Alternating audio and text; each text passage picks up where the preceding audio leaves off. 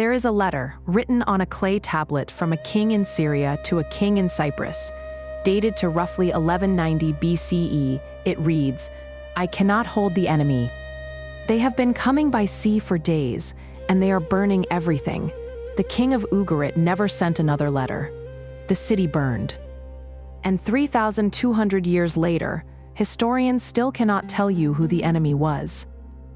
Not one name, not one origin, not one inscription from the other side. That is not an oversight. It is a structural condition of how the Bronze Age died. 3,000 years of scholarship, and the enemy at the gate is still nameless. The mystery is not that one city burned.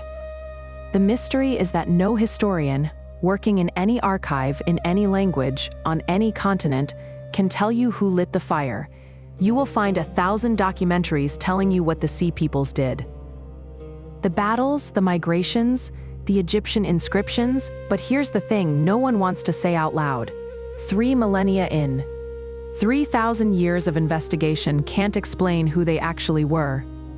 The absence is the thesis, and the silence at the center of this story is different from every other version of it you will find.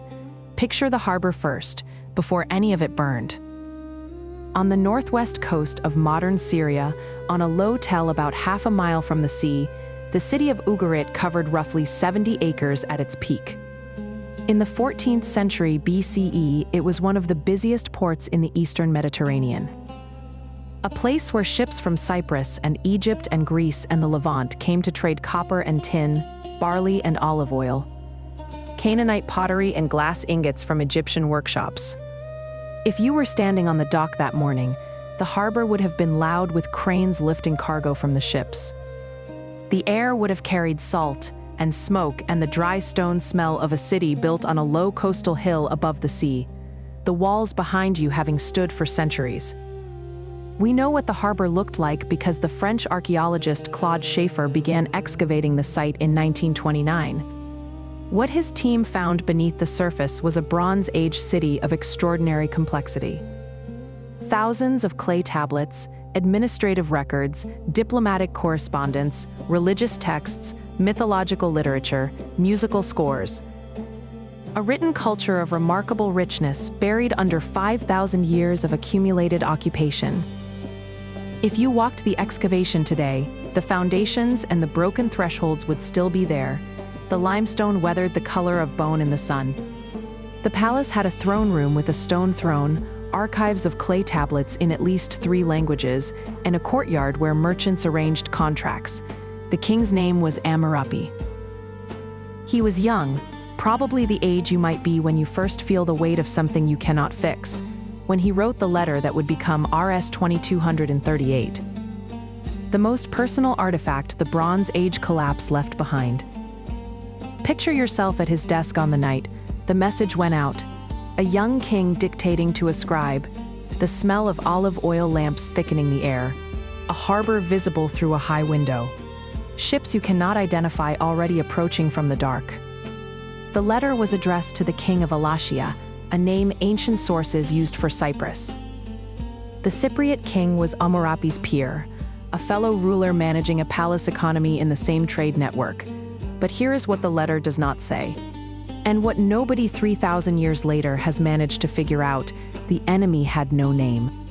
Not one the letter gives, not one any Egyptian pharaoh ever confirmed, not one any archaeologist has recovered from a tomb, or a shipwreck or an inscription. The enemy came by sea and burned everything and disappeared, and 3,000 years of scholarship have not produced a name. The destruction at Ugarit was rapid and comprehensive. Not a siege you would have seen building for weeks, not a gradual economic decline, but a single event that ended the city.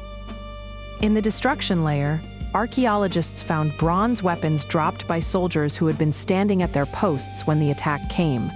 They had not had time to pick them up. In the harbor, shipyards showed evidence of vessels still in repair. A city interrupted mid-task.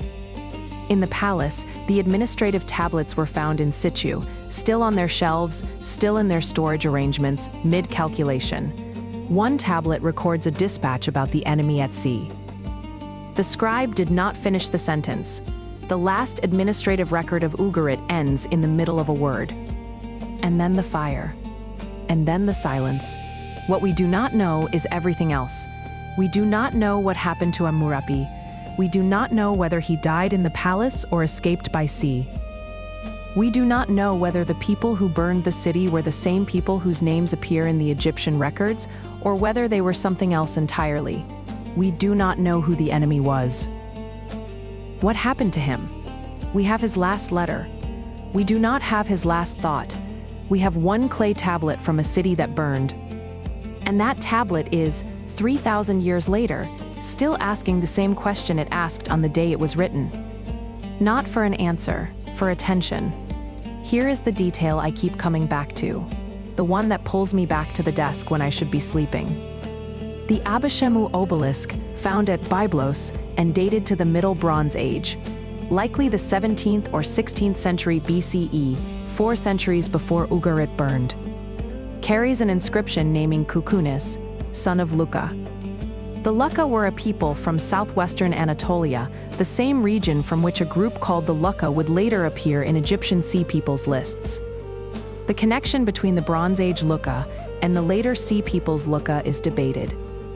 But the patronymic on the obelisk shows the name was already moving across the Mediterranean centuries before the collapse. If a group like the Sea Peoples was already active in 1600 BCE, the question is not just who they were in 1200 BCE. The question is what they were doing for 5 centuries before that. Where were they? And why does the record go silent for so long before it goes loud? Before you follow the letter any further, you need to know what was there when it was written. Because the letter survives inside a question about a world that was too connected and too complex to collapse. And collapsed anyway. And the more carefully you look at that world, the stranger it becomes. What makes this collapse different from other collapses in history is that the system did not just weaken, it ended. The palace economies of the Eastern Mediterranean did not gradually decline. They stopped. The administrative networks stopped being maintained. The trade routes stopped being recorded. The diplomatic marriage patterns and the linear B tablet archives that tracked grain stores and labor assignments, in many places they stopped being replaced. This was not a recession, it was an extinction, and it happened in roughly 50 years, across a region stretching from Greece to Egypt. The linear B tablets from Pylos are the most visceral record of this ending. The palace at Pylos was destroyed around 1180 BCE, roughly the same time as Ugarit. In the destruction layer, archaeologists found hundreds of clay tablets that the fire had accidentally hardened. They had been recording the palace's administration, the distribution of olive oil, the assignment of workers to labor gangs, the allocation of bronze weapons to garrison posts. These were active documents, and then the fire came, and the documents were fired by accident, and they survived as a record of what the palace was doing the day it burned. The scribes were in the middle of their workday. The bronze weapons had been allocated to garrison posts that were about to be overrun. The olive oil was being distributed to workers who may not have survived to receive it. What the tablets tell you is that the palace at Pylos was not preparing for a siege. Whatever ended Pylos ended it faster than the palace could respond. If you held one of those tablets now, the surface would still carry the impressions of the scribe's stylus pressed into wet clay. Sentences interrupted at the moment, the fire reached the storeroom. In roughly 1250 BCE, the Eastern Mediterranean was not a collection of separate civilizations. It was a single interlocking network. Palaces in Greece, Turkey, Cyprus, Syria, Lebanon, and Egypt managed surplus grain, controlled copper and tin sources, and maintained trade routes that stretched from the Baltic to the Persian Gulf. A king in Pylos could write to a king in Ugarit about a trade dispute. A palace administrator in Hattusha could track copper shipments through Cyprus. The logistics existed because the profit existed, and the profit existed because the network existed. Consider what that meant in practice. Picture yourself walking the dock at Ugarit on a market morning. The amphora at your feet was made in Canaan to the same dimensions as the one in Pylos. The bronze weight you would use at the customs table is the same weight a clerk in Hattusha would lift to confirm a copper consignment. In the 15th century BCE, a merchant in Ugarit could arrange a contract involving copper from Cyprus, tin from Afghanistan, and glass from Egyptian workshops. He could have that contract enforced by palace officials in at least 3 different cities. The weights he used would be the same in Ugarit as in Pylos as in Hattusha. Standardized across the network because the network required it. The amphorae that held the olive oil were made to the same dimensions in Canaan as in Greece. The ships were built to carry standard-sized amphorae. The ports were built to receive them. This is not incidental. This is infrastructure. The Uluburun wreck was discovered off the coast of Turkey in 1982 by a sponge diver named Mehmed Kakir at a depth of roughly 160 feet. Deep enough that if you dove to it now, the water would press cold against your ears before the cargo came into view. The ship sank around 1300 BCE, a generation before Ammurapi wrote his letter.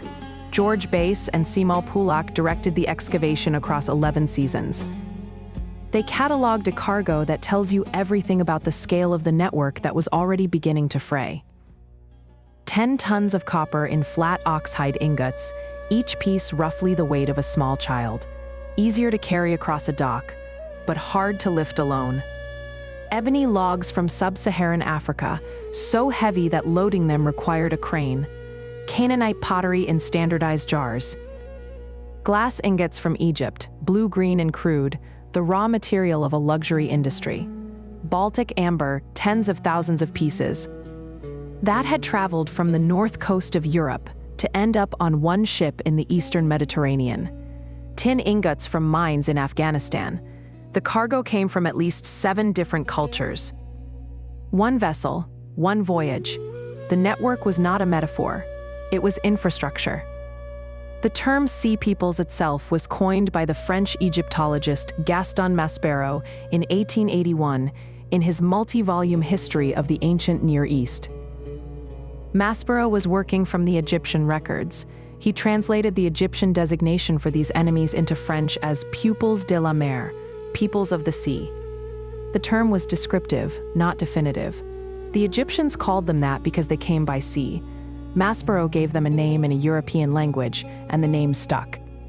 But here's the thing, no ancient text uses the term sea peoples. Not one.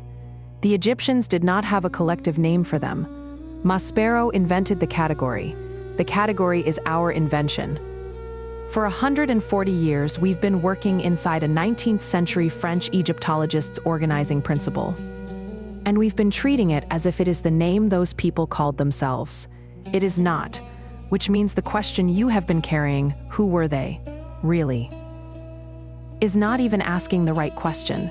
You are asking who the people were that fit a category that did not exist until 1881.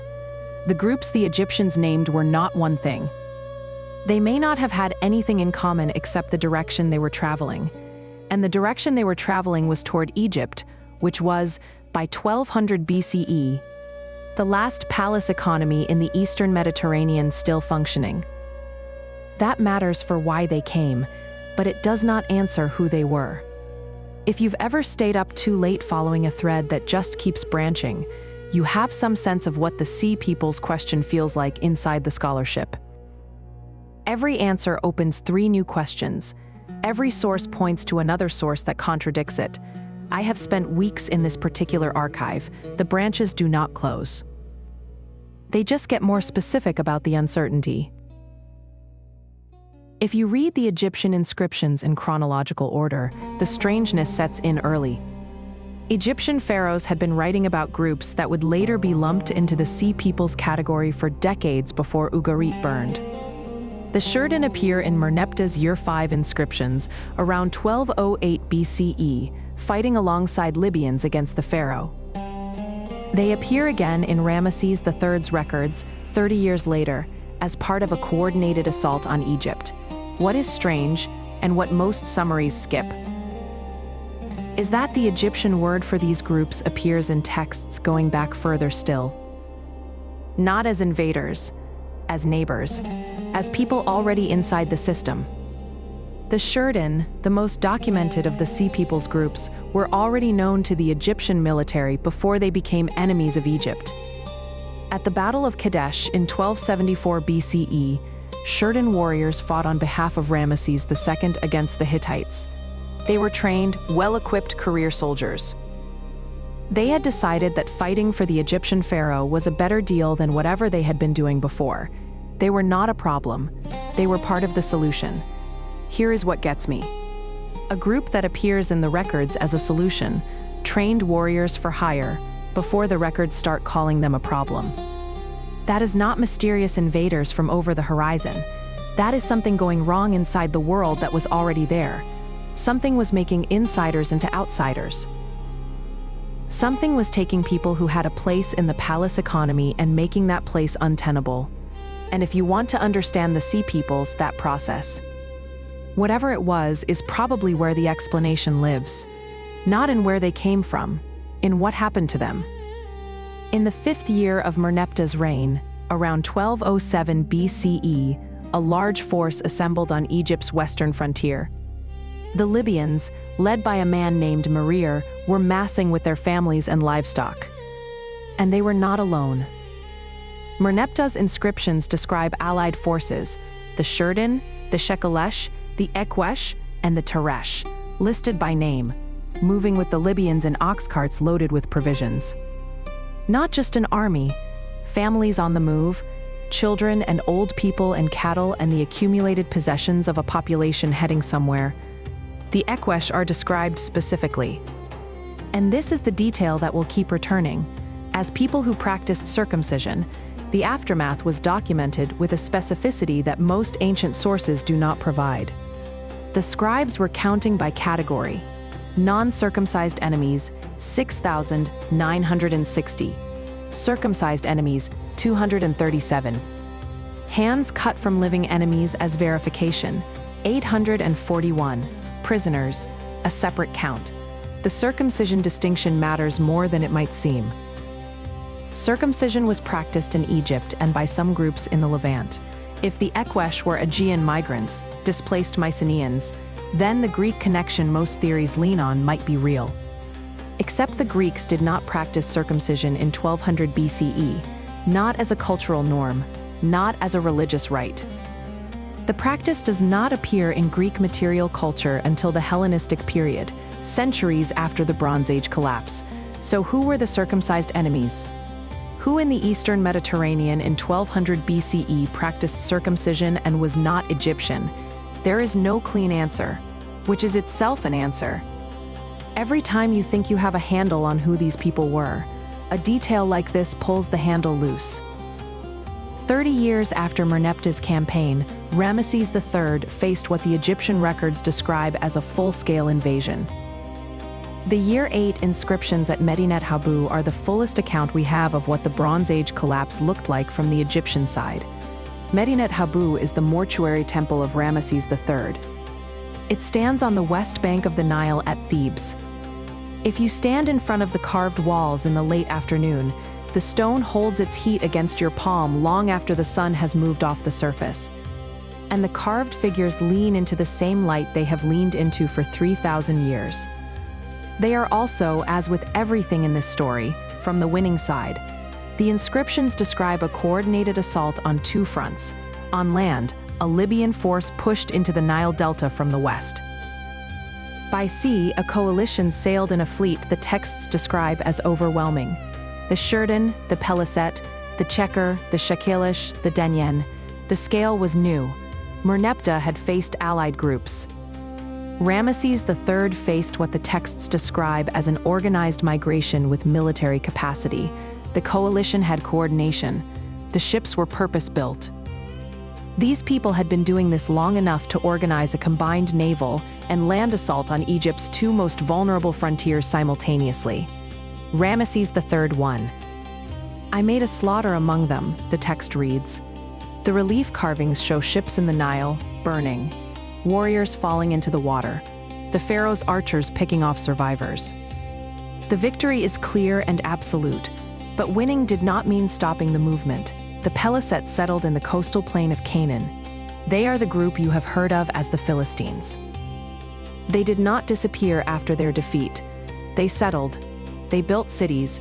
They became a known people to the Egyptians, to the Canaanites, and to the authors of the Hebrew Bible. Those authors would write about them centuries later as Israel's coastal rivals. Most of the named Sea Peoples groups left no trace we have found. The Philistines left a civilization. The reliefs at Medinet Habu carry one detail that deserves attention. If you look past the foreground warriors, in the background scenes you can see ox carts carrying women and children. The Egyptian artists, who had no reason to flatter the enemy, drew what they saw: a migration, not a raid. A raiding party does not bring ox carts full of families. A population on the move brings ox carts full of families. The artists who carved Medinet Habu were looking at people going somewhere. And they drew them going somewhere. The men in armor were the front edge of a larger movement that included everyone else. The Year 8 inscription says, "Those who came from the islands were overturned in their time," which means the Egyptians knew they came from somewhere. They had ships. They had families. They had an origin point, and the Egyptians did not know what it was, or did not say what it was, or said it in words that have not survived. Those who came from the islands is a geographic pointer. Islands in the Mediterranean, and nothing more. The pharaoh won the battle. He did not win the understanding. And here is the structural problem you are carrying through every chapter. Every name we have: Sherden, Equesh, Shekelish, Checker, Peliset, Denyen, Weshish, is an Egyptian name. The names are Egyptian. The artistic representations are Egyptian. The body counts are Egyptian. The victory inscriptions are Egyptian. We have the Egyptian account of the Egyptian victory. The Egyptian account is the record of what Egypt experienced. It is not the record of what happened. It is the record of one participant in a multi-sided event, written by that participant, from that participant's perspective, using that participant's categories. The Sherden did not call themselves Sherden. The Equesh did not call themselves Equesh. We are using the names the Egyptians gave to people whose names we do not have. And that is not a minor detail. It is the structural condition of the whole investigation. You are inside the victor's archive. There is no outside. Of all the groups that make up the Sea Peoples, the Sherden are the most thoroughly documented. And they are still a mystery. That is the central tension of this chapter, and it is worth staying with. They wore horned helmets. The distinctive design appears in Egyptian art clearly enough that archaeologists have been able to study it in detail. They sailed in galleys with rams, warships designed to disable other vessels. They appear in enough Egyptian depictions to reconstruct how they dressed, how they fought, what their ships looked like: a carved face. Sometimes called the Sherden head, currently in the collections of the British Museum, shows a man with a horned helmet, a weathered expression, and eyes that look tired in a way that has not dated in 3,000 years. The face is not idealizing. It is not heroic. The man in the carving looks like someone who has been awake too long and is looking at something he has seen before. I find that striking. The Egyptian artists who carved these reliefs were not in the business of flattering enemies. They were in the business of recording them. And what they recorded was a man who looked tired, who looked like he had been through something. We can see what they looked like. We still do not know where they came from. The Sherden head in the British Museum is a bronze, roughly the size of a large fist. The horns of the helmet curve outward and slightly upward, cast with a detail that suggests the helmet was real. Was worn, was made for someone who needed it in a real battle. The face beneath the helmet has deep-set eyes, a broad nose, and a mouth that is not quite set. Not a grimace, not a smile, something between exhaustion and resolve that looks exactly like what it is, the face of a person in the middle of something difficult. The bronze has aged in 3,000 years, patinated to a dark green-brown that makes the face look even older and even more human. If you stand in front of it in the museum, it is the face that holds you, Not because it is beautiful, because it is legible, because it looks like someone. Now consider what it would take to make that face. Not just to carve it, but to be the person whose face it is. Bronze working at this level required copper mines, tin trade routes, foundries, trained smiths. It required ships that crossed the Mediterranean. It required the organizational capacity to crew those ships and provision them and coordinate them across distances that took weeks at sea. The face in the British Museum is a piece of a civilization, the way a shard of pottery is a piece of a pot. You are looking at one small part of something large, and you do not know what the rest of it was. The thread between the Sherden and the Western Mediterranean is the one that Vassos Karageorgis, who excavated Bronze Age Cyprus for decades, and other scholars who study Nuragic Sardinia have argued over for years. At the Battle of Kadesh in 1274 BCE, Sherden warriors fought on behalf of Ramesses II against the Hittites. They were already professional soldiers, well-equipped, well-trained, integrated into the Egyptian military system. Mercenary traditions develop over generations. The social process you would need to imagine is something like a coastline that produces sailors who fight, generation after generation. A place where the boys you grew up with become the men crewing the galleys, and then 30 years later, give or take, they were on the other side. At the Nile Delta around 1175 BCE, the Sherden were attacking Egypt. Same horned helmets, same ships, same distinctive round shields. Something had changed. Whether it was the loss of mercenary contracts as palace economies contracted, the failure of a payment from a pharaoh running out of grain, something made them the enemy of the same empire they had fought alongside. And the records do not explain the transition. The horned helmet is the thread that connects the Sherden across the widest span of evidence. The same helmet design that appears in the Medinet Habu reliefs shows up in an entirely different Bronze Age context, in Nuragic Sardinia, the Nuragic civilization. Named for the stone towers called Nuragi that dot the island, thousands of them, built without mortar, still standing after 3,000 years. Was at its height between roughly 1500 and 500 BCE. The bronze weapons found in Nuragic contexts show technological parallels to weapons found in contexts connected to the Sherden. The metallurgy is similar, the forms are similar. The iconography is similar. Bronze artifacts from Sardinian tombs and the artifacts mentioned in Egyptian records as Sherden weapons are similar in form and in the specific alloy used to cast them. But proximity and possibility are not proof. Trade happens between cultures that do not share populations. A cargo of bronze that ends up in a Sardinian nurage does not mean the Sardinians were the Sherden. What the evidence shows is that the Western and Eastern Mediterranean were connected. What it does not show is that the Sherden were Sardinian, or that the Sardinians were the Sherden. The connection is suggestive. The explanation is not. What keeps returning is what the helmet means. If you tried to wear it into a real fight, the horns would catch on every spear haft and shield rim that came near you. A horned helmet in the late Bronze Age was not just protection, it was identity. A practical helmet would minimize projecting parts that could be grabbed in combat. The horns on the Sherden helmet serve no defensive function. They are a liability in close combat. Which means the helmet was designed to be seen. It was ceremonial as well as functional. And ceremonial helmets are cultural objects. They carry meaning inside the culture that makes them. Which means someone made a choice about what their warriors would look like, and that choice was coherent enough to survive translation across a civilization. That is not a casual thing. That is a culture making itself visible.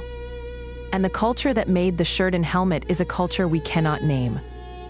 Think about the gap that points toward late on a night when you are turning this over. We can see the face.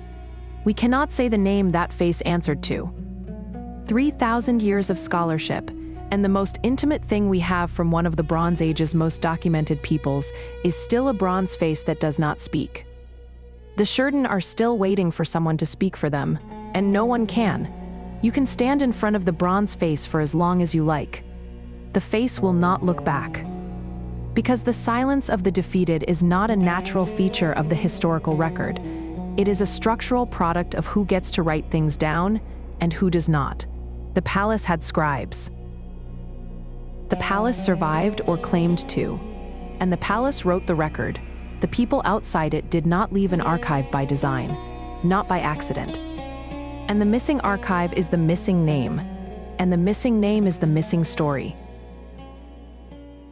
The strongest theory about the Sea People's origins places them in the Aegean. The logic is intuitive and the archaeological support is real. The collapse of Mycenaean Greece happened at roughly the same time as the Bronze Age collapse in the Eastern Mediterranean. The Mycenaean world was a palace world. Its centers were Mycenae, Tiryns, Pylos, and Thebes. They all went down together. The dates line up. The destruction layers line up. And the late Helladic Tyic pottery that appears in the Aegean after the collapse shows a different culture, simpler, more portable, tied to new settlement patterns. It looks like a population on the move. If the Sea Peoples were displaced Mycenaeans, then the Ekwesh and the Denyen and the other groups with no clear home in the east were not mystery invaders. They were refugees, palace clerks and craftspeople and warriors from a world that had burned, sailing east to find new land. Greece had nowhere left to go. They brought their pottery because people carry their pottery. They brought their architectural forms because people build what they know, and in the archaeological record of the Eastern Mediterranean after 1200 BCE, we see exactly that pattern. Aegean pottery in Cyprus, in Turkey, in the Levant. The late Helladic Tyic pottery distribution is the strongest archaeological case. After the Mycenaean palaces fell, late Helladic Tyx pottery shows up at sites across the Eastern Mediterranean. Not as trade goods scattered through old networks, as local production, pottery made on the spot by people who had arrived from somewhere else, working with the techniques they already knew. Mycenae itself shows the collapse in the soil layers. Robert Drews examined the destruction layer at the Citadel in his 1993 study of palace collapses. The layer is thick. The change it marks was sudden. The Megaron, the great hall at the center of the palace, was burned. The Linear B archive was fired by the heat rather than by scribal intention, which is why it survived. And then, above the ash layer, the late Helladic Tyic pottery begins. Simpler, more local. As if the sophisticated craft tradition had been stripped of its palace infrastructure and was still running on the knowledge of the people who had learned it. Here's the strange part. Late Helladic Tyic pottery has been identified at sites in Cyprus that are specifically connected to this period of dislocation. Pyla Kokanokremos and Ma Paleocastro both sit on the western coast of Cyprus. They show sudden occupation in the late Helladic Tyic period, small defended settlements. Placed on headlands with clear sea views, lived in for a short time and then abandoned. The excavations at Pyla Kokanokremos, led by Vassos Karagiorgis in the 1980s, found storage vessels, bronze weapons, and craft tools. The material profile of a temporary settlement, not a permanent colony. People stopped here on a journey. They did not stay. And the late Helladic Iic pottery is Aegean in style. The elemental analysis seals it. When researchers tested the clay composition of the earliest pottery at Ashkelon and Ashdod. The Philistine cities, the trace element profiles matched Aegean clay sources, not Canaanite ones. The people who made this pottery were from the Aegean. The clay itself remembered where it came from. There is also the Tiryns data to consider. Tiryns sits on the Argolid plain. It was one of the great Mycenaean citadels, second in scale only to Mycenae itself. Its walls were so massive that later Greeks assumed they'd been built by the mythological Cyclopes rather than by human hands. The Cyclopean masonry uses blocks so large, some of them 8 tons, that what you're looking at is not an engineering project, it is a declaration of permanence, a wall section and a city in one operation. And yet Tiryns shows the collapse directly. The destruction layer is there, the burned mud brick is there. The late Helladic Tyic pottery is there, above the ash. And something else. The palatial architecture disappears, but occupation continues. Tiryns after the collapse was a smaller, less organized version of what it had been. People still lived in the buildings. They still used the cisterns. They still made pottery. But there was no administrative structure to coordinate any of it. The palace died. The people did not all leave. And some of them did leave. Those who left are what the late Helletic IIC pottery traces across the eastern Mediterranean. So the case, it is real. It is supported by material evidence from multiple independent directions. Anne Killebrew and Gunnar Lehmann published a 2013 synthesis that surveyed the archaeological record of every named Sea Peoples group. Killebrew was right to describe the Aegean theory as the most parsimonious explanation for the Philistine evidence specifically, late Helletic 2 IIC at Cyprus and Canaan, Aegean clay. Aegean architectural forms, Aegean dietary practices. The migration happened, but the theory has a significant problem that most summaries quietly skip over. The Ekwesh appear in Merneptah's inscription in 1207 BCE, before the Mycenaean palace collapse is usually dated. The palaces did not collapse until roughly 1180 BCE. Merneptah fought the Ekwesh in 1207 BCE, which means the Ekwesh were already on the move, already organized, already part of a military alliance with the Libyans, before the Aegean palace collapse that the Aegean theory says created them. They were a consequence before there was anything to be a consequence of. The timeline does not work. You cannot use the palace collapse to explain a group that was already operating a generation before the collapse happened. That is not how causation works, and it is not a minor chronological quibble. It is the main structural problem with the Aegean theory. And then there is the circumcision. If the Ekwesh were Mycenaean migrants, displaced Greeks, the problem is what Merneptah's Karnak inscription actually says. The text counts the enemy dead the same way other Egyptian battle records did. Non-circumcised enemies were counted one way, circumcised enemies another. The Ekwesh fell into the circumcised column. In Merriam-Lichtheim's translation, the line is plain, those who were circumcised, 237, separate from the uncircumcised dead. Separate in the record because the difference mattered to the scribes. They kept it as a tally category. Circumcision was practiced in Egypt. It was practiced among some groups in the Levant. The Greeks did not practice it in 1200 BCE, not as a cultural norm, not as a religious rite. The practice does not appear in Greek material culture until the Hellenistic period, centuries after the Bronze Age collapse.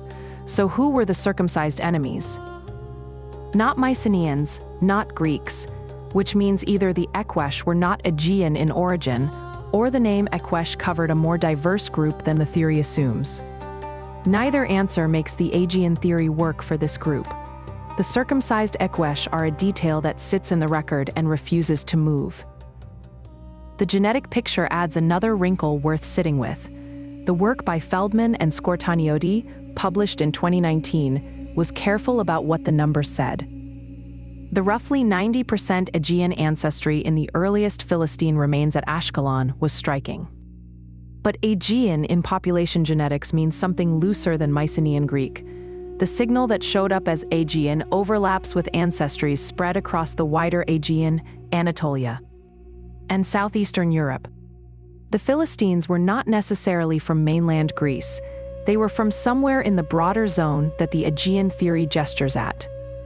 And the theory, if it wants to be precise, needs to be more specific about where in that zone.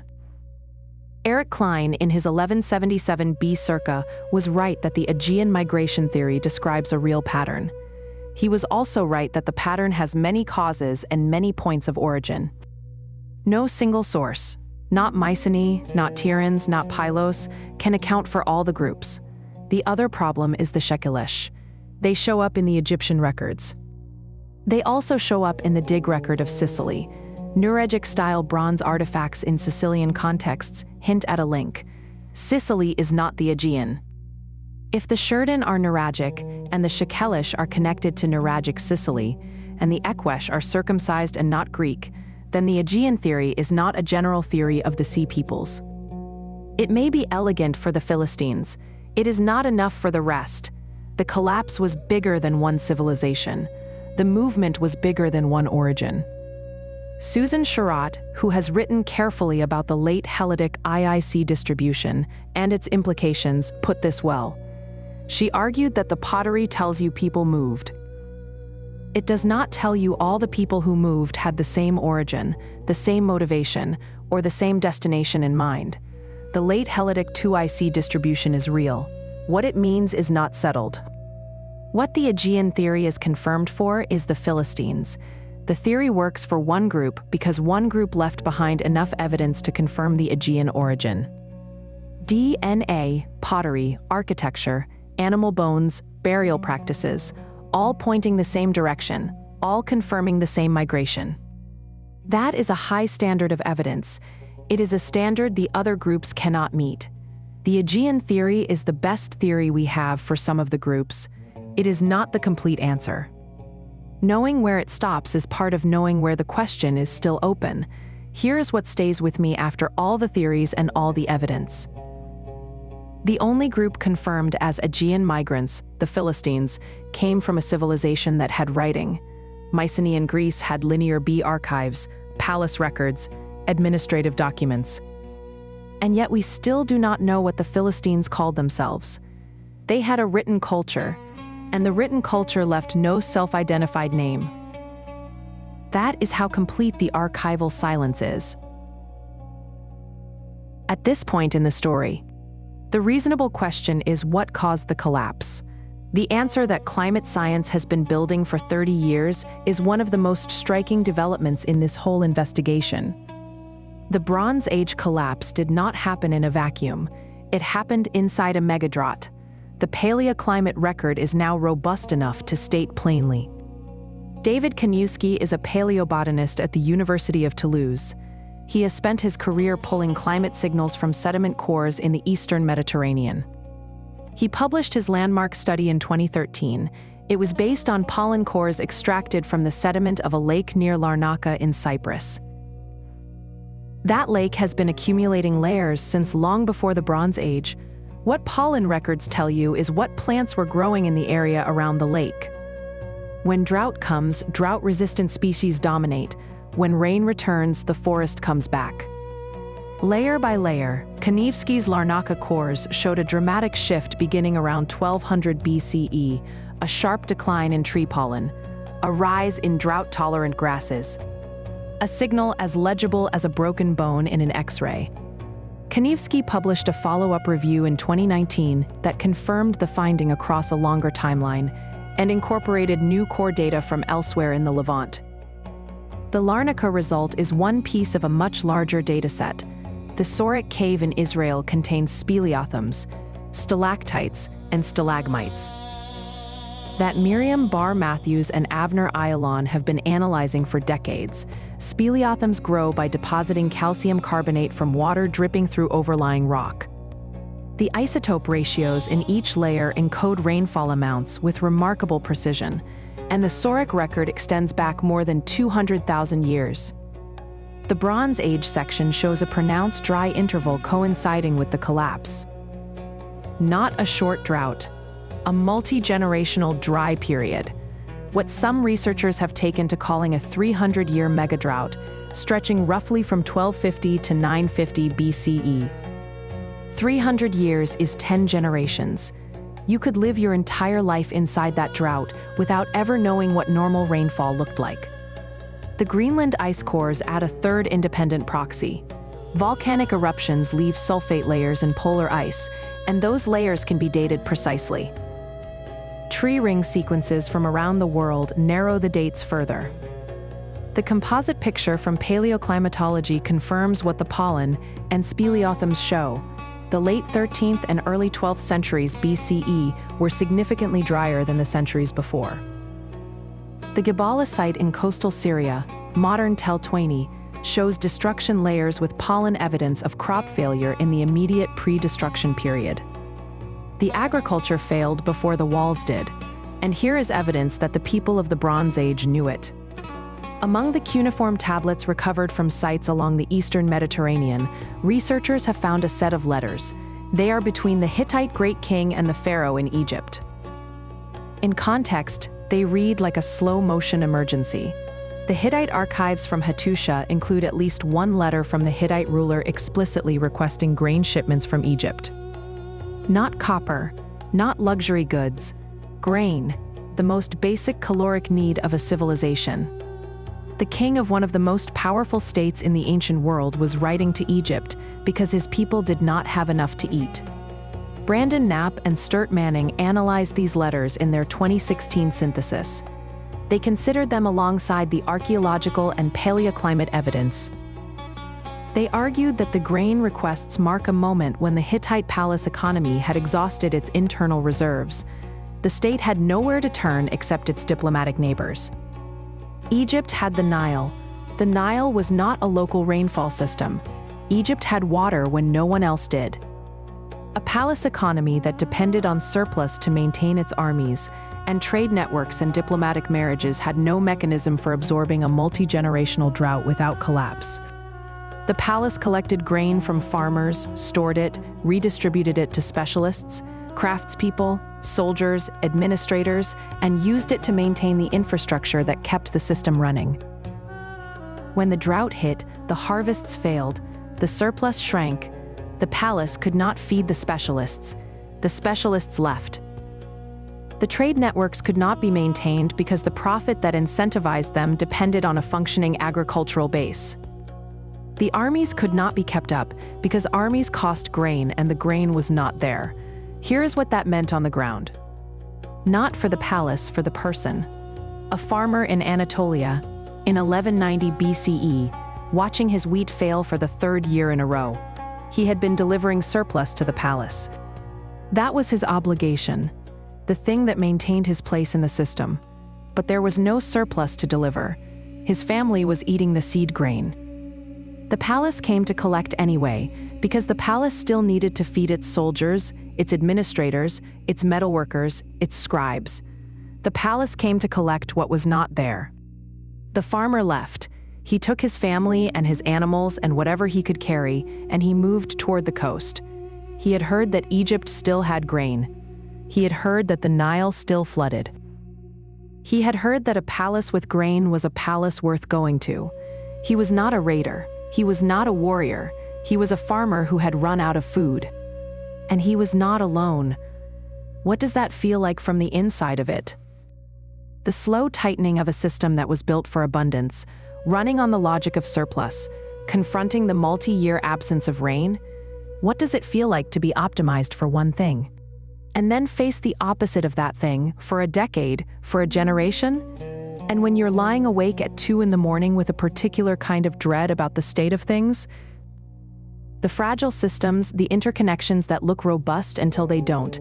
This is the part of the Bronze Age collapse I find myself returning to. The systems that failed were not primitive. They were the most sophisticated the ancient world had built. They failed not because they were weak, but because they were optimized. They were optimized for surplus extraction, not for shock absorption. Every efficiency that made them productive in good years made them catastrophic in bad ones. That is not a Bronze Age problem. That is a systems problem that does not go away with better technology. The climate trigger is important because it answers the structural question. Why did the system end rather than weaken? Because the drought was external to the system, and the system had been engineered to extract maximum surplus from good conditions, not to survive extended crisis. When the surplus evaporated, the optimization worked against them. The more efficient the system was, the faster it collapsed when the input, rain, grain, surplus, stopped flowing.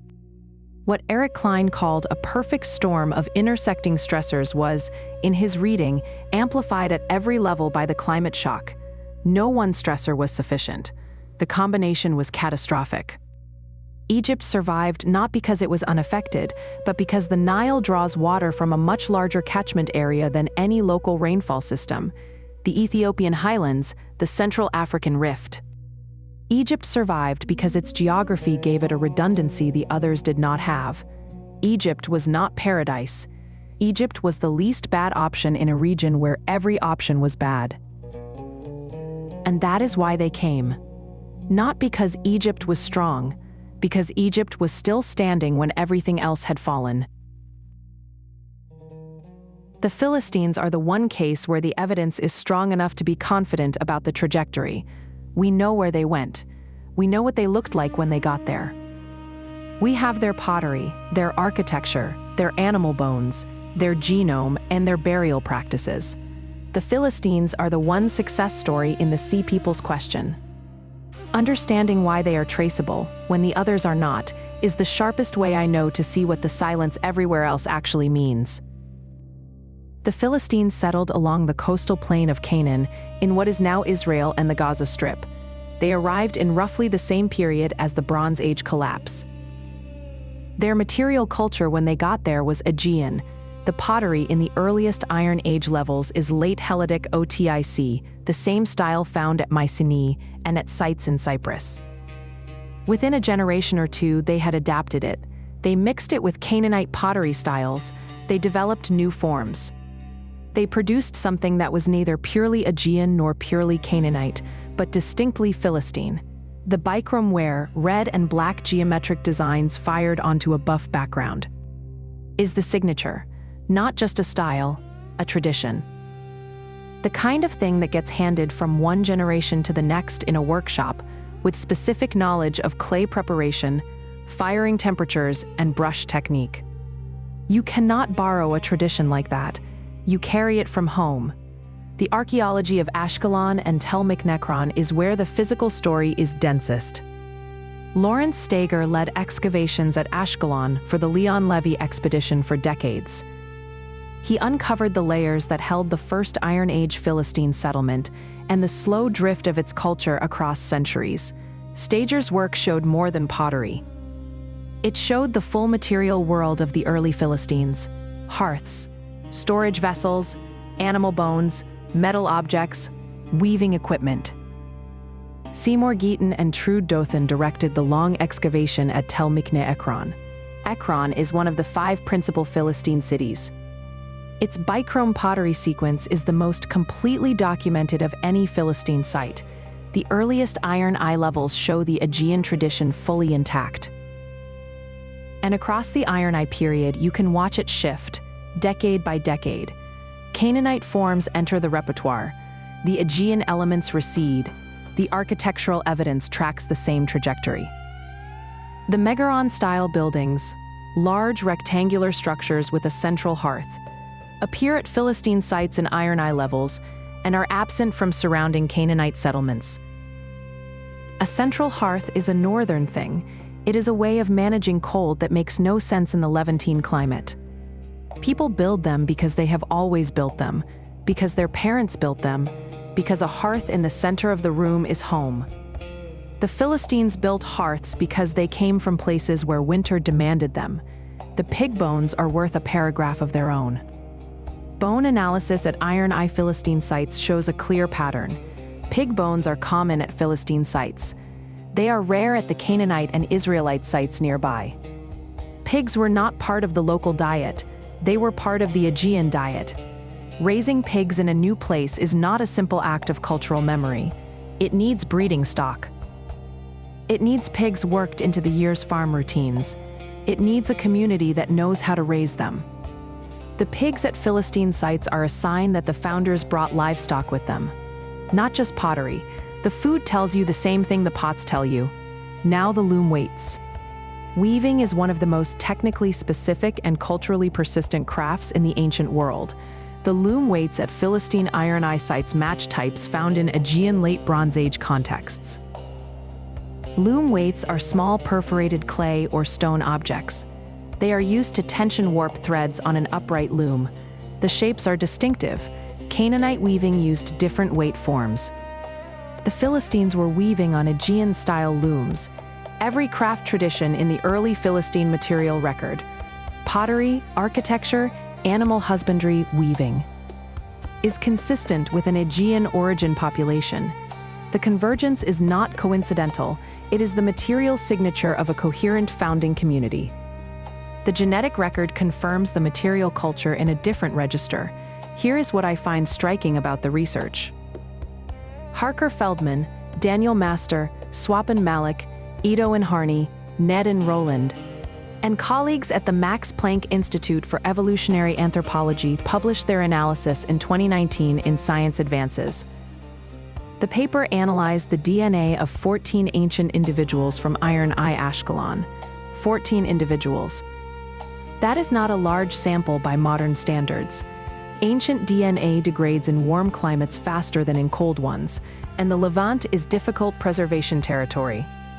Getting usable genetic material from 14 Iron Age people in the southern Levant took years of work. The team had to improve on the ancient DNA techniques used at colder European sites.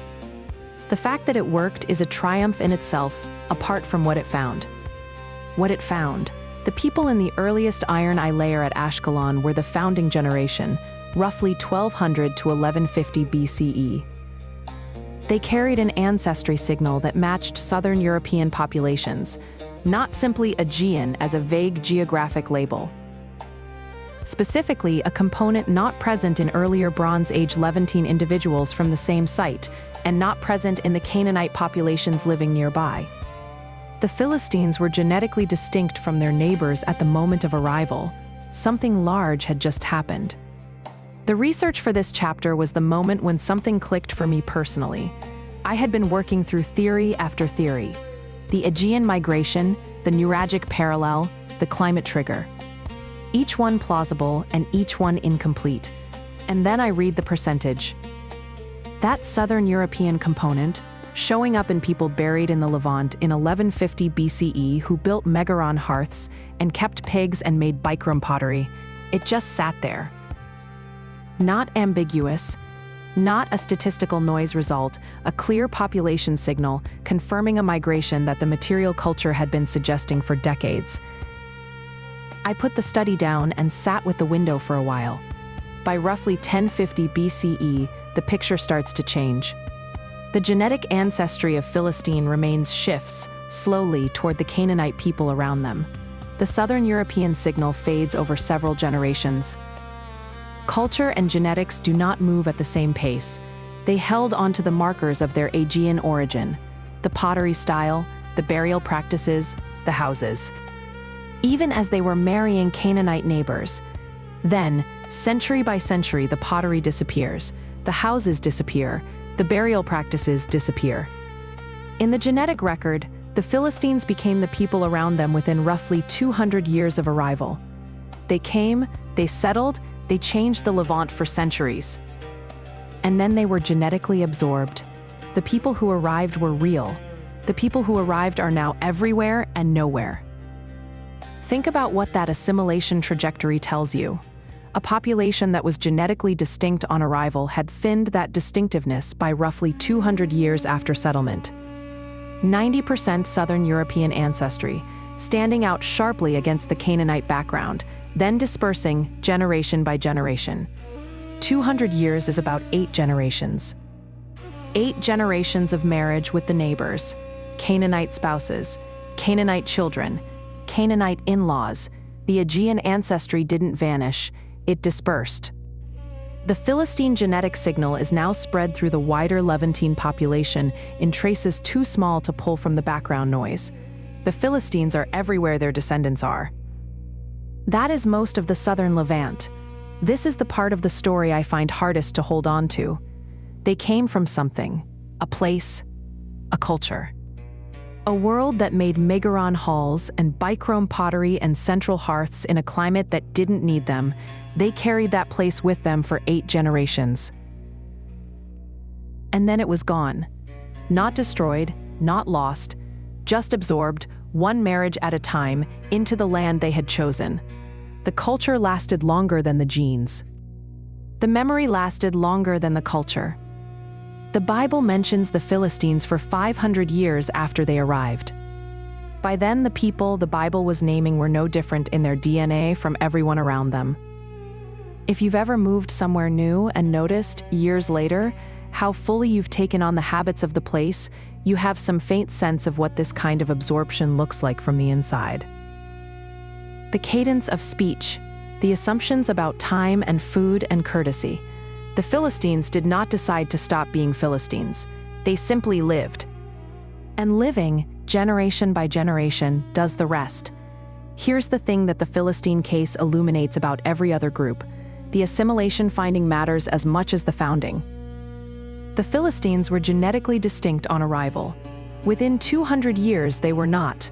Now consider similar populations, the Sherden, the Checker. They may have settled in regions where continuous occupation was less sustained, where the excavation was less rigorous, where the preservation was worse. If so, we might be looking at the genetic signal of absorbed founders without knowing what we are looking at. The Philistines are not special because they alone survived as a population. They are legible because Ashkelon was lived in without a break for 3,000 years after they arrived. Steger's team excavated it carefully. The bones held DNA that the new techniques could read.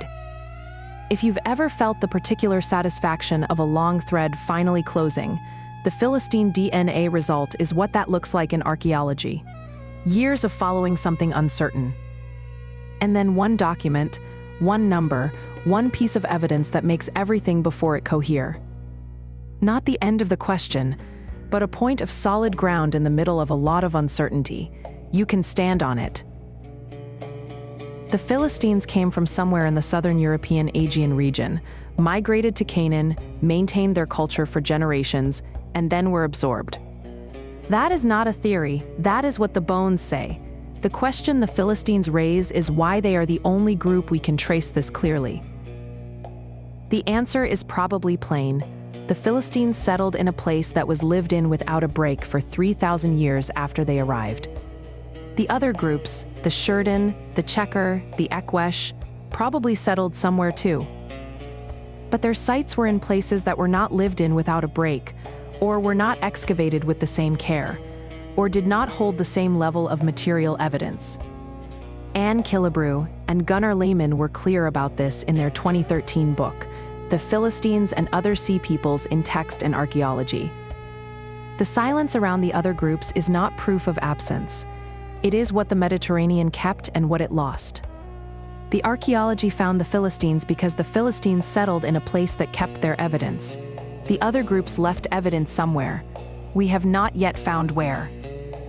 The tools for finding what survived are getting better. Ancient DNA techniques improve every year.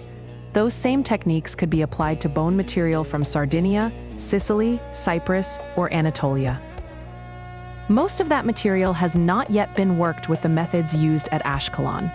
Apply them, and the other groups might leave a similar genetic record. The mystery is not closed. It is open and getting new evidence, slowly, unevenly, one excavation at a time. What deserves attention here, after all the evidence assembled, is not only what we have found, but the structure of what we cannot find. The Bronze Age collapse was real. It happened across the eastern Mediterranean between roughly 1200 and 1150 BCE. Palace civilizations fell at the same time, in ways that left simultaneous destruction layers in the archaeological record. That is not a theory. That is what the ground shows. The Medinet Habu reliefs are real. The late Helladic 2IC pottery is real. The Philistine genome is real. 90% Aegean ancestry in the earliest Iron Age Philistines at Ashkelon is as close to a confirmed fact as archaeology gets, and yet the archive of the Sea Peoples themselves. Their own account, their own names, their own record of what they were doing and why, does not exist. Not because it was lost. Not because a library burned in the wrong century. The absence is structural. It is built into how the late Bronze Age worked, and into how the Bronze Age ended. The palace-centric record-keeping of the late Bronze Age was not a neutral system. Every surviving written record from this period, Linear B from Pylos and Mycenaeans, Cuneiform from Ugarit and Hattusha, hieroglyphics from the Nile temples, came from a palace. The palace was the archive. The palace administered grain, labor, trade, tribute, and military service, and it recorded what it administered. What fell outside the palace's purview fell outside the record. A village farmer with a surplus, a mercenary between contracts, a ship captain managing a small trade route. None of them had a scribe. The bureaucratic infrastructure that produced written records required exactly the kind of centralized, specialized, surplus-extracting organization that the palace represented. And when the palace burned, it took the archive with it. This means every group that operated outside the palace structure left no direct textual trace. The Sherden appear in the Egyptian inscriptions because the Egyptian palace recorded their existence as a military problem. The Sherden's own view of this encounter does not survive. Their reason for being on the Nile Delta in 1175 BCE, their name for themselves, their account of what they had come from. None of it was ever written down in a form that lasted. Whatever records the Sherden kept, they did not keep them on fired clay tablets in palace storerooms. The bronze face survives. The story does not survive because it was never entrusted to a medium the ground preserves. There is also the problem of what the Egyptian inscriptions actually are. The Year 8 text at Medinet Habu is not history. It is propaganda of a specific, formal, time-honored Egyptian kind. Royal inscriptions celebrated pharaonic victory. They were carved in stone on temple walls meant to stand for thousands of years. The visual language was the language of divine kingship. The pharaoh was enlarged. The enemy was made small. Both moves followed the rules of the form. The scribes who composed the Medinet Habu text were not neutral observers. They were court officials composing a formal proclamation. The enemy's motivation, the enemy's trajectory, the enemy's experience of the event. None of that was the text's concern. The text's concern was the pharaoh's glory. The enemy's name was the pharaoh's way of measuring the victory's scale. Their own story was not part of the pharaoh's victory. What this means in practice, we have detailed knowledge of the Egyptian scribes who composed the Medinet Habu text. We know the scribal conventions they used, the hieroglyphic phrases they deployed, the administrative structures they served. We know more about those scribes. Men whose names appear nowhere in the inscriptions, than we know about any individual warrior in the forces they recorded. The scribes are visible in the text they produced. The Sherden, the Checker, the Ekwesh are visible only as objects of that text. Not one of them left a name. This asymmetry is not a research gap. It is a structural feature of how the Bronze Age died. Palace civilizations keep records. The collapse of palace civilizations destroyed the record-keeping apparatus along with everything else. Think about who survived the collapse. The farmers who fled, the warriors who became sea raiders, the craftspeople who lost their palace patrons. None of them rebuilt the palace systems that would have kept their accounts. They kept moving. They settled in places that did not, for centuries, develop the kind of centralized bureaucracy that fires clay tablets. The record-keeping gap between the collapse and the recovery is not a coincidence. It is a direct consequence of what collapsed. Material culture survived because material culture is what the ground keeps: pottery, bronze, stone, the physical substance of lives. But a sword does not name its owner. A cooking pot does not record the meal. A bronze helmet does not explain why the person who wore it left home, crossed a sea, and appeared at the edge of Egypt carrying everything they had. The silence is complete in the dimension that matters most. The dimension of self-identification, of intention, of the story told from the inside. Even the Philistines. The one group confirmed by DNA, pottery, architecture, and burial practice left no self-identified name. The word Philistine is Hebrew. The word Peliset is Egyptian. Whatever the Philistines called themselves in their own language has not survived. A group that settled in one place, maintained a coherent cultural identity for centuries, and is mentioned by name in the Hebrew Bible still could not preserve its own name for the historical record. That is how complete the archival silence is. The silence is structural all the way down. What the archive that does not exist tells us, the Bronze Age collapse was also an archival collapse. The administrative apparatus that made the palace civilizations visible to history collapsed with them. The people who survived carried their bronze and their pottery and their genes. They did not carry their scribes, and without the scribes, the record went dark. 3,000 years of scholarship have illuminated the Egyptian side with extraordinary precision. The other side remains in the dark, not because scholars have failed to look, but because the light that would reveal it was extinguished in the same fires that ended the Bronze Age. The archive that would speak for the Sherden was never built, and no amount of excavation will recover what was never made. For the Sherden and the others, we have Egyptian accounts, carved relief panels, a bronze head, bronze weapons, and a Sardinian parallel that may or may not be what it looks like. The mystery is not closed. It is sitting in a room that we have not yet entered. And the room has the door unlocked. The Uluburun wreck is the best single artifact of what the Bronze Age network actually carried at its height. It also shows what survived the collapse in material form. George Bass and Simal Pulak directed the 11 seasons of excavation from 1984 onward. Bass had founded the field of underwater archaeology a generation earlier. The two of them spent more time with this one wreck than most archaeologists spend on an entire career. The ship sank around 1300 BCE, a century before the collapse, off the Kaz promontory in southern Turkey. The wreck site sat at a depth of roughly 160 feet. That was deep enough for the organic material to degrade completely, but shallow enough that the cargo was mostly intact on the seafloor when a sponge diver named Merneptah found it in 1982.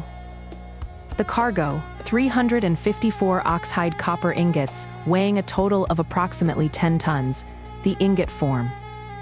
Flat slab, roughly 24 by 20 inches, with a projecting corner at each end for grip, was standardized across the eastern Mediterranean. The corners made the ingots easier to carry across a dock without dropping them. Each one weighs about 60 pounds, about the weight of a medium-sized dog, 10 tons of them stacked in the hold. 175 glass ingots from Egypt, blue-green and unprocessed raw material for a luxury glass-blowing industry somewhere along the trade route. 130 Canaanite amphorae, standardized in size to fit into the ship's cargo racks. Ebony logs from sub-Saharan Africa, the dense black wood prized for furniture and inlay work. Baltic amber from the north coast of Europe. Tin from mines in what is now Afghanistan. A gold scarab bearing the name of Nefertiti. The ship was carrying the wealth of a network that stretched from the Baltic to sub-Saharan Africa.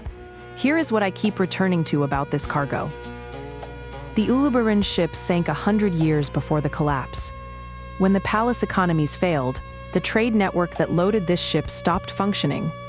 The tin from Afghanistan no longer arrived. The glass from Egypt no longer moved west.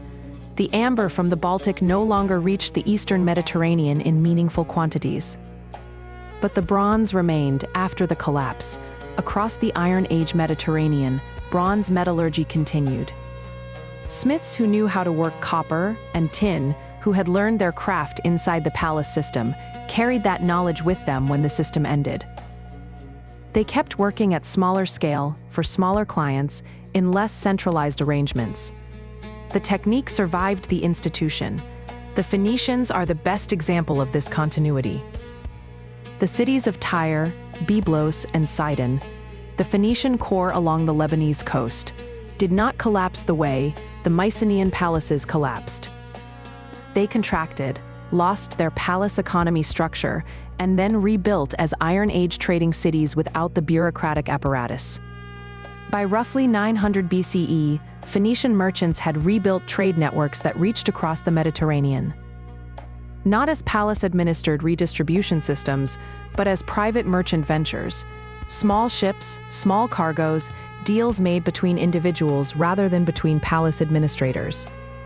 The alphabet that spread across the Mediterranean through Phoenician trade was one symptom of this. It was a writing system built for merchants, not scribes. It was portable. It was easy to adapt. Linear B and cuneiform were neither. They were palace tools, specialized to the room they were written in. The copper from Cyprus persisted through the same transition. Cyprus had been the eastern Mediterranean's primary copper source throughout the Bronze Age. The word copper in Latin and Greek derives from ancient names for Cyprus. When the palace economies that organized the copper trade failed, Cyprus did not stop producing copper. The mines kept operating. The smelters kept working, but the palace administrators who had managed the distribution were gone, and the distribution reorganized around smaller-scale, less centralized trade. The metal survived. The institutional architecture around it did not. This is the distinction that Guy Middleton, in his 2017 work on the Bronze Age collapse, was careful to draw. The collapse was systemic and social, not total and material. What ended was the network, the administrative and logistical infrastructure that gave specific places specific roles in a regional economy. What continued was the underlying productive capacity of specific places: Sardinian bronze working, Cypriot copper, Phoenician maritime skill. The collapse was the death of the interconnecting system, not the death of the components. And that is what the bronze tells you, if you are willing to read it carefully. The Uluburun cargo is a record of a network operating at extraordinary complexity, managed by palace administrators who coordinated across at least 7 cultures simultaneously. A century later, that network was gone. The bronze ingots from the Uluburun hold were never delivered, but the knowledge of how to make bronze, how to work it, how to trade it. That knowledge survived inside the people who carried it. Marie-Christine Aubé's 2008 work on Phoenician commercial expansion documented how thoroughly those trade skills were preserved and transmitted into the Iron Age. What the Bronze Age lost was the coordination. What it kept was the craft. Here is the thing about the bronze that I have not said yet, and it is the thing I find myself returning to. Bronze survives. Clay survives. Stone survives. What does not survive is everything organic. The wood of the ships, the cloth of the sails, the food in the holds, the bodies of the people who sailed those ships. We have the bronze swords. We do not have the wood of the ships. We have the horned helmets. We do not have the cloth of the tents. The sea peoples as we know them are a material culture stripped down to what survived: bronze, clay, stone. And what survived is not who they were, it is what they left behind. The bronze tells us they had ships and swords and helmets. It does not tell us what they believed, what they sang, what they called the sea they sailed on. We have the artifacts of a civilization. We do not have the civilization. The question that remains is what would change if we could test Sardinian Bronze Age bone material the way Ashkelon was tested. The ancient DNA techniques that confirmed the Philistines' Aegean ancestry are improving every year. The warm Mediterranean climate degrades ancient DNA faster than cool northern conditions. That is the technical obstacle. But the obstacle is not permanent. Bone samples from Nuragic sites have not been subjected to the same extraction methods used at Ashkelon. If they were, and if the Sherden were Sardinian, the genetic signal would be there. The ground has not given up everything yet. And every year, a technique improves.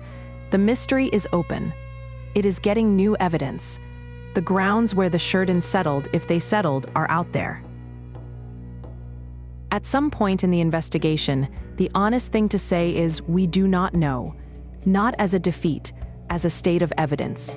The term Sea Peoples was coined in 1881 by Gaston Maspero. In the century and a half since, archaeology has uncovered the Uluburun wreck and the Pylos tablets and the Ashkelon cemetery.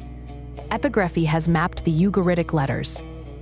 Climate science has reconstructed the Megadrought. Genetics has confirmed the Philistine migration. And the core question, who were they, really is still open. Not because scholars have not tried. Because the archive that would answer the question may not exist. Here's what the 2020s have settled. The Philistines were migrants from somewhere in the southern European Aegean zone. The DNA published by Feldman, Master, and their colleagues in 2019 confirmed what the pottery and architecture had been suggesting for decades. That question is effectively closed. The Philistines came from the Aegean and assimilated into the Levantine population within 200 years. That is a real answer to a real question, and the field should take credit for it.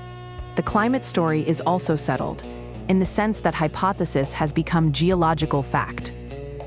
The Sorek cave speleothems, the Larnaca lake sediments, the Greenland ice cores, the tree ring records. All of them confirm a severe drought across many generations in the eastern Mediterranean, beginning around 1200 BCE. Kaniewski and Bar Matthews and Drake are all pointing at the same signal from different directions. The drought happened. It was systemic. It lasted long enough to dismantle economies built on surplus. That is no longer a theory. It is stratigraphy.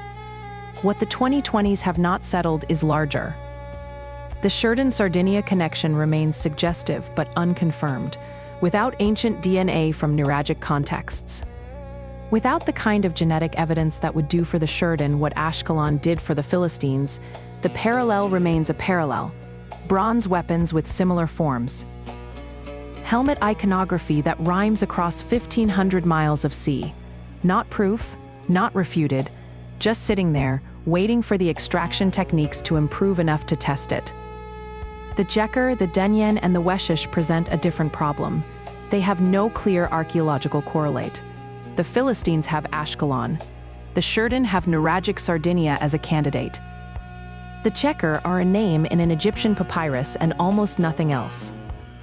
A story in the Wen Amun papyrus from around 1100 BCE describes a Teker settlement at Dor, on the northern coast of Canaan. An Egyptian official meets them. He is held by them. He works out his release. The Teker are real in the Egyptian record. They are nowhere else. No archaeological correlate has been confirmed. No population associated with Dor in the Iron Age has been identified as Jeker descended. The name exists. The people it describes have not been found. The organization question is the most profound gap. The coalition that attacked Egypt in Ramesses III's year 8 was not a mob. It was coordinated. Two-front assault, land and sea simultaneously. Purpose-built warships. Families in ox carts in the rear, suggesting planned settlement rather than opportunistic raiding. That level of coordination requires leadership. Someone gave orders. Someone decided that the land force would move from the north while the fleet came through the delta. Someone had a plan. And we have no name, no title, no account, no inscription from whoever that was. Was there a single commander? A council? A federation of independent groups moving in the same direction without unified command? We do not know. The Egyptian inscriptions describe the pharaoh's victory. They do not describe the enemy's command structure. The enemy's command structure was not the pharaoh's concern. The language question is the most archaeologically frustrating gap. Amos Nur worked on the earthquake side of the collapse. Eric Cline kept updating his readings. Both noted that if the Peliset spoke a distinct language, something other than Greek or Canaanite, it has not survived in a form we can recover. A handful of Philistine personal names are preserved in the Hebrew Bible: Goliath, Achish, Abimelech. These names do not match known Canaanite or Hebrew naming patterns. Some scholars have proposed connections to Aegean naming conventions. The sample is too small to be certain. The language that the Philistines spoke when they arrived in Canaan, if it was distinct from the Aegean languages we know, has not been recovered. Their pottery survived. Their buildings survived. Their genes survived, partially. Their words did not. What I started expecting from this research, some convergence toward a clear answer, is not what the research delivers. What it delivers is a precisely defined mystery. We know its shape. We know its boundaries. We know what kind of evidence would resolve it and where that evidence might be found. Eric Cline's synthesis, which has been updated and refined in the years since the first edition of 1177 B circa appeared, is the best map of what we know and what we don't.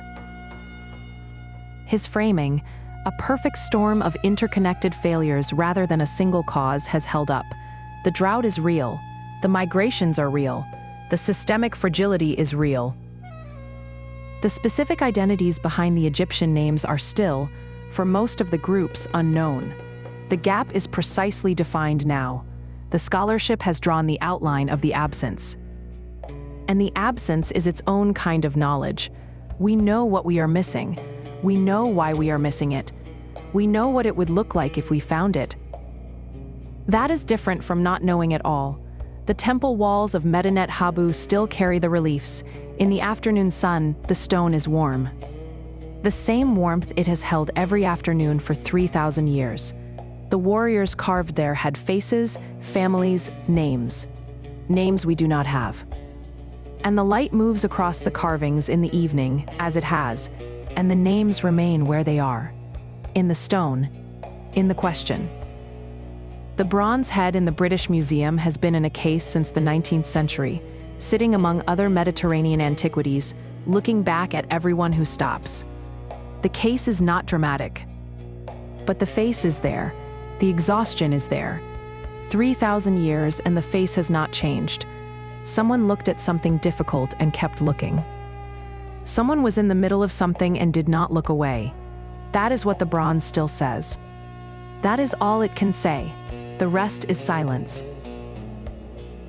The seabed near Uluburun is still scattered with the cargo. The copper ingots are still there on the sand. Ox-hide-shaped blocks of metal that once represented the wealth of a civilization, now colonized by coral and fish. The tin ingots from Afghanistan are still there. The glass ingots from Egypt are still there, crusted with 3,000 years of marine growth. The ebony logs have long since dissolved into the water. But the bronze survived. The bronze was always the thing that outlasted, and that is why we have what we have. Not because the record was good, because the bronze was durable.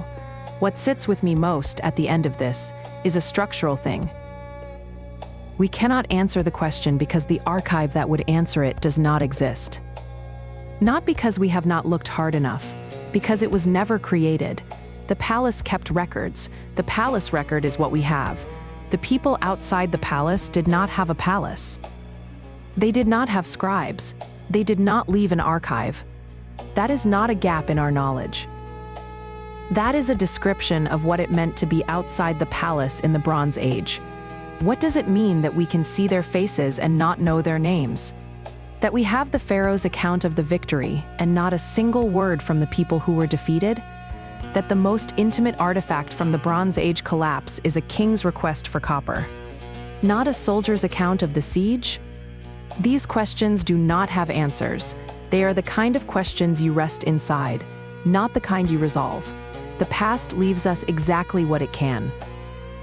And what it left is enough to know that they were here, that they sailed, that they burned, that they had faces and families and names, and that 3,200 years later, we are still trying to say those names.